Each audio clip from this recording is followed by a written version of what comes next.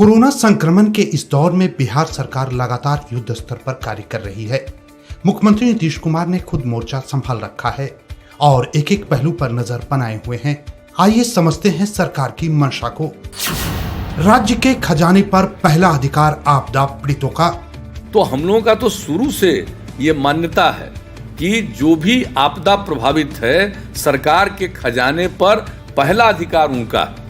अब जानते हैं कि ये सब कुछ को बंदी करने के कारण, लॉकडाउन करने के कारण व्यापार वगैरह में कमी आई, तो आमदनी में कमी आ गई, सब कुछ हुआ। लेकिन फिर भी जो सबसे ज्यादा काम किया गया है, आप जान लीजिए, लोगों को हम बता देना चाहते हैं आपको कि इस पूरे सिलसिले में जब से ये हम लोगों ने डिक्लेयर किया और केंद्र सरकार ने डिक्लेयर किया लॉकडाउन, तो उस पूरे पीरियड में आप जान लीजिए हम लोगों ने लोगों को के बीच में जो खर्च किया है 8,538 करोड़ 52 लाख रुपए का व्यय किया है।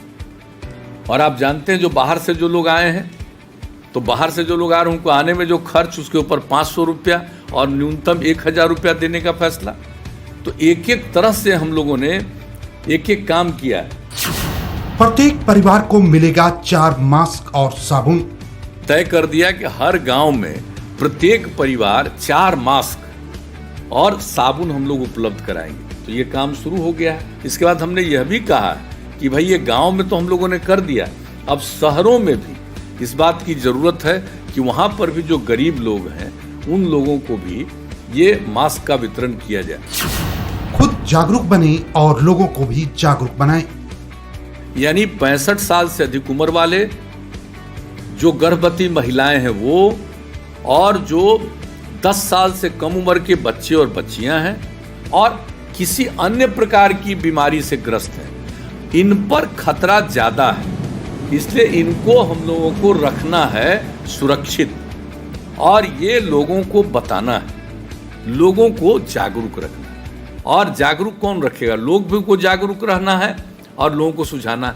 कुछ लोगों को, चंद लोगों को, देखिए आमतौर पर लोग सब बात समझते हैं, लेकिन कुछ लोग कुछ बात को नहीं समझते हैं, तो समझाने की कोशिश करना है हम लोगों को। तो आज के दिन हम यही आप सब लोगों से प्रार्थना करेंगे कि लोगों को इन सब चीज़ों के बारे में समझाइएगा, एक दूसरे के प्रति दूरी रखने के बारे में, मास्क पहनने के बारे में, सफाई के बारे में, और जो भाई जो हाथ को साफ रखना है, हर प्रकार से घर को साफ रखना है, सैनिटाइजेशन, इन सब चीज़ों के बारे में जागृति लोगों को कायम रखना है। और ये जागृति कायम रहेगा तो निश्चित रूप से प्रभाव कम से कम होगा और धीरे धीरे इससे हम लोगों को मुक्ति मिल जाएगी। राज्य में रोजगार का हो रहा इंतजाम।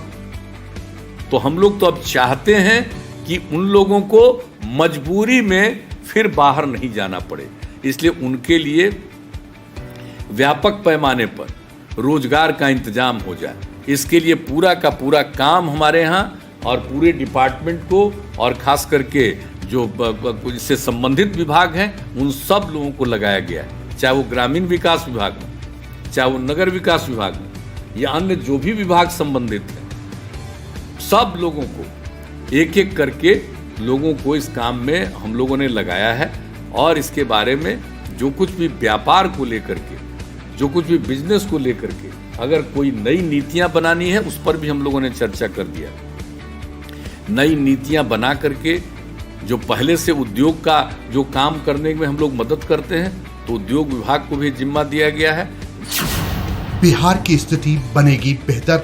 और जितने लोग बाहर के आए हैं उन सब लोगों का आकलन किया जा रहा है कि ये किस चीज का स्किल इनको है, किस चीज की कौन सा काम ये करते हैं, यहाँ पर भी वो काम कराया जा सकता है। तो एक एक तरह से हम लोग सचेत हैं, उस काम को भी कर रहे हैं, ताकि बाहर गए थे काम करने, मजबूर होकर के उनको लौटना पड़ा है, तो फिर उनको यहाँ की स्थिति ऐसी बनाई जाए कि कोई मजबूरी में फिर किसी को जाना न पड़े। कोरोना संक्रमण के प्रसार की रोकथाम हेतु सोशल डिस्टेंसिंग के साथ साथ मास्क का प्रयोग जरूरी है। इसी क्रम में आम नागरिकों को मास्क पहनना अपनी आदत में शामिल करने के लिए बक्सर जिला प्रशासन द्वारा रोको टोको अभियान की शुरुआत की गई है। डीएम ने बैठक में शामिल सभी जिला एवं प्रखंड स्तर पदाधिकारियों को सघन जागरूकता अभियान चलाने का निर्देश दिया है। राज्य सरकार की पहल पर बाहर से आए कामगारों को जिले में रोजगार उपलब्ध कराने को लेकर जिला प्रशासन पूरी तरह अपना कर्तव्य निभा रहा है। इसी क्रम में पूर्णिया जिला प्रशासन के निर्देश पर बाहर से आए कामगारों को रोजगार स्वरोजगार देने हेतु ग्रामीण स्वरोजगार संस्थान के माध्यम से उन्हें प्रशिक्षित कर प्रमाण पत्र दिया जा रहा है। साथ ही इन्हें बैंकों के द्वारा ऋण उपलब्ध कराकर स्वरोजगार हेतु प्रेरित भी किया जा रहा है। कोरोना संकट के दौरान जिला प्रशासन ने बेरोजगार मजदूरों को रोजगार देकर चेहरे पर एक बार फिर मुस्कान लौटाने का काम किया है। इसी के अंतर्गत मधुबनी जिला प्रशासन ने 386 ग्राम पंचायतों में विकास कार्य शुरू कर कामगारों को काम देते हुए रोजगार मुहैया कराया है। कोरोना संक्रमण की रोकथाम एवं बचाव को लेकर जिला प्रशासन सतर्क है। इसी को लेकर अररिया जिला अधिकारी ने कोविड-19 को लेकर संचालित क्वारंटाइन सेल, कन्फर्म सेल और आइसोलेशन सेल के प्रभारी पदाधिकारियों एवं स्वास्थ्य कर्मियों के साथ सार्थक गतिविधियों को लेकर समीक्षात्मक बैठक की एवं आवश्यक दिशा निर्देश दिया।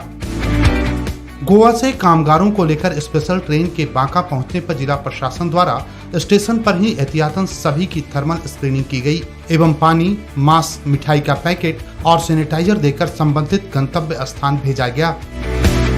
लॉकडाउन के दौरान जीवन को पटरी पर लाने के लिए कवायद शुरू हो चुकी है। इसी के मद्देनजर मधेपुरा जिलाधिकारी ने वीडियो कॉन्फ्रेंसिंग के जरिए सभी मुखिया से जारी नई दिशा निर्देशों के विषय में चर्चा की एवं उनके प्रभावी क्रियान्वयन को लेकर सबसे सहयोग की अपील की। बदलते मौसम में नए संभावनाओं को लेकर जिला प्रशासन द्वारा किसानों को विभिन्न तरह की खेती के लिए प्रोत्साहित करने का काम किया जा रहा है।